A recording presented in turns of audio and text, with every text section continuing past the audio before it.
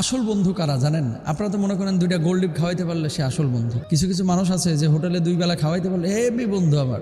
না, আসল বন্ধু চেনার উপায় হচ্ছে সে মানুষটা যে আপনাকে দিনের পথে চলতে সাহায্য করে, যে মানুষটা আপনাকে গুনাহমুক্ত জীবন যাপনে সহযোগিতা করে, যে মানুষটা আপনার বিপদের সময় হাতটা বাড়ায় দেয়। কিছু বন্ধু আছে আপনার পেছনে টাকা পয়সা খরচ করতে পারে না, গরিব, কিন্তু আপনি জেলে যান দেখবেন সে কাঁদবে, সাহায্য করার চেষ্টা করবে।